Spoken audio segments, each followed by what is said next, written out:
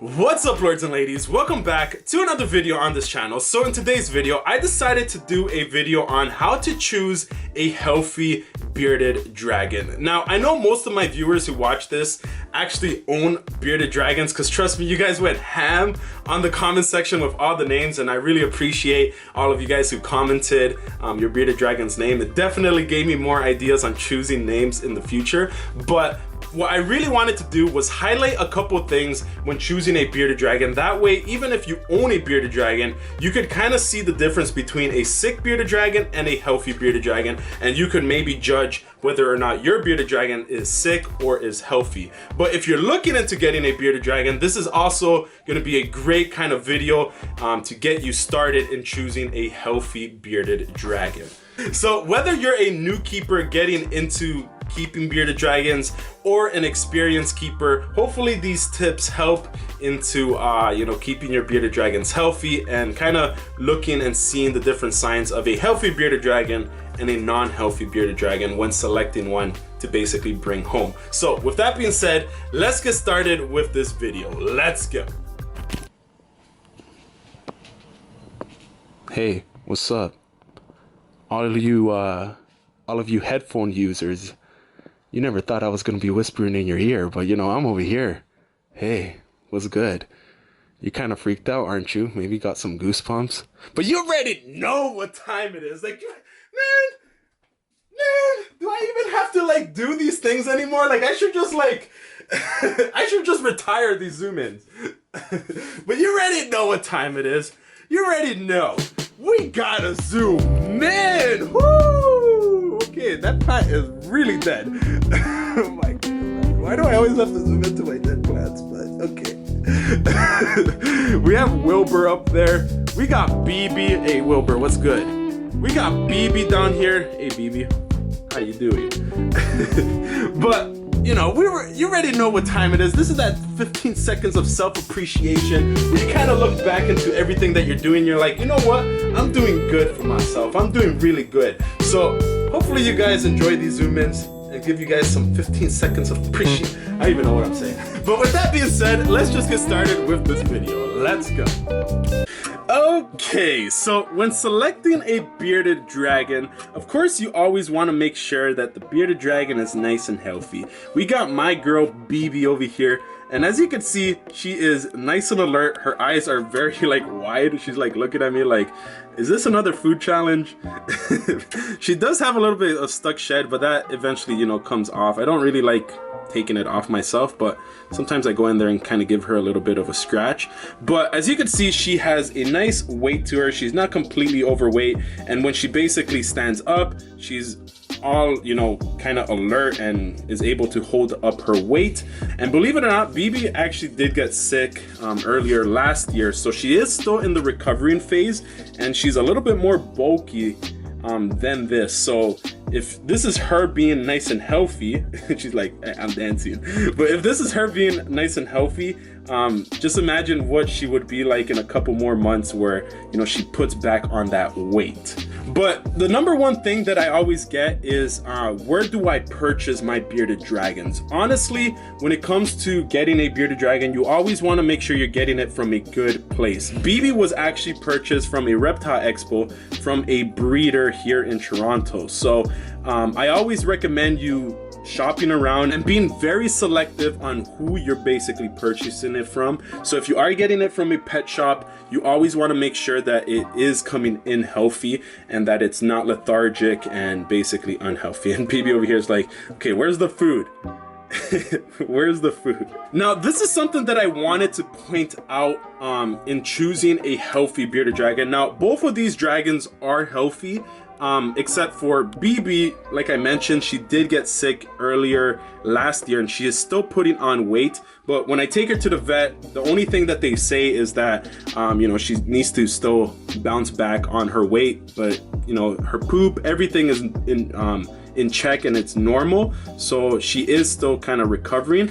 But if you notice Brienne here, she's nice and thick. And the number one thing that you want to look for when choosing a bearded dragon, Brienne, stop. Okay, can you turn your head? The number one thing that you want to check when choosing a bearded dragon is that they have a good amount of weight and a good amount of fat. If you look at the head on Brienne, she has a good amount of fat stores up here. But when choosing a bearded dragon, you definitely want to make sure that you're checking for that. You're checking to see that they have a good amount of fat, especially on their head here. It shouldn't be sunk in. Like, look at that, like that. Ooh, girl, like you have some really nice some really nice fats up here.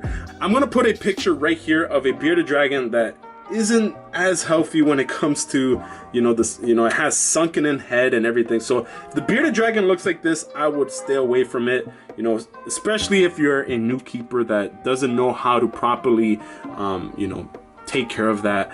So you definitely want to make sure that your bearded dragon that you're picking has a good amount of weight. Okay, so one thing that I've noticed as well is there is a big difference between the behavior of a female bearded dragon versus a male bearded dragon. What I've noticed with all the, you know, female bearded dragons that I own is that they're a little bit more chill compared to the male bearded dragon. Like, for instance, we're gonna introduce Wilbur over here.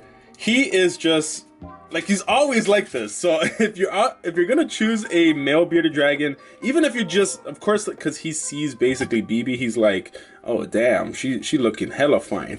But one thing that I've noticed is that male bearded dragons tend to have a more dominant behavior. As you can see, he's kind of like, whoa, okay, break it up, guys. Not to say that a male bearded dragon can't be calm. You're gonna have some male bearded dragons behave this way, and it's mostly because of dominance. However, some females can show signs of being dominant. Like BB over here, she's like trying to head bob as well, as Wilbur is basically head bobbing to her. She's like, yo, what's good? What's good? So, you know, definitely, you know, see how the bearded dragon is behaving at, you know, either the Reptile Expo or the pet shop that you're purchasing it from, because male bearded dragons tend to be a little bit more dominant and they can give you a little bit more of a harder time when it comes handling. But with that being said, some male bearded dragons are actually more chill than the females. Like, I'm pretty sure Penelope, my other female bearded dragon, is just as crazy as Wilbur. So, you know, it really comes down to the individual bearded dragon. So the one thing that I do notice about female bearded dragons is, you know, there's more of that chance of them laying eggs, but like I said, that's also really rare too. So, you know, definitely do your research on what you want to put up with, in a way. If you want one that's more chill, if you want one that's more crazy.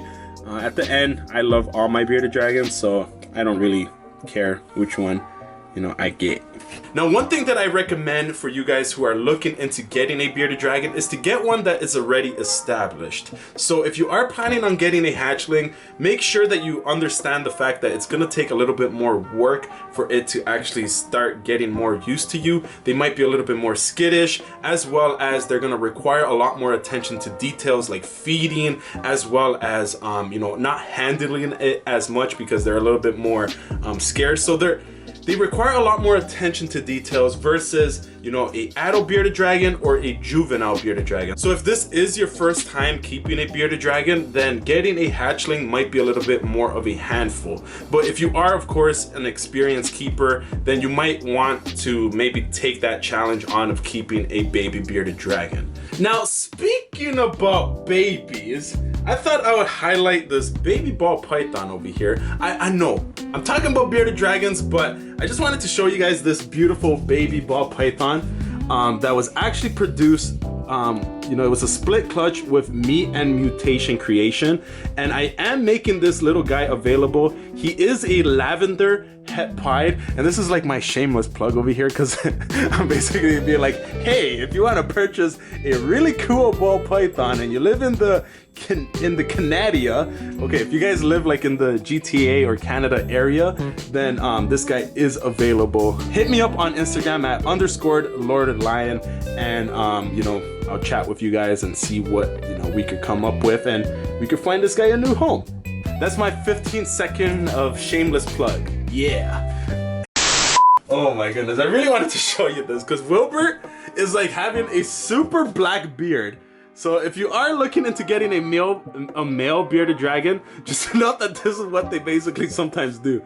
And it is kind of like that breeding season time, and he is showing signs of dominance, so he is puffing out his beard. So this is another sign that male bearded dragons do. They kind of have like this really jet black beard. Look at that. Even his chest is black. Holy snap, Wilbur. Calm down. And that's because he saw BB earlier. So one thing that you obviously don't want to do is buy a reptile, especially a bearded dragon, on an impulse. They are fairly easy to care for, as once you got the setup and everything going, it's very straightforward. But they do require attention to details, so if you are gonna purchase a bearded dragon, definitely do your research and don't just buy a bearded dragon or a reptile on an impulse. Yeah. But with that being said, I thought I would put together this video and give you guys another video to watch. I'm definitely gonna be posting a lot more videos on this YouTube channel, so definitely subscribe, hit that post notification bell button. Hopefully this video has helped. I'm planning on actually doing a really super fun video very soon, so definitely stay posted and hit that notification bell button. But with that being said, I'm Lord Lion. Keep the blood pumping, and I'll see you guys in my next video. Peace. You gotta hit that notification, hit that notification, hit that notification button, baby. You gotta hit that notification, hit that notification, hit that notification button, baby. You gotta hit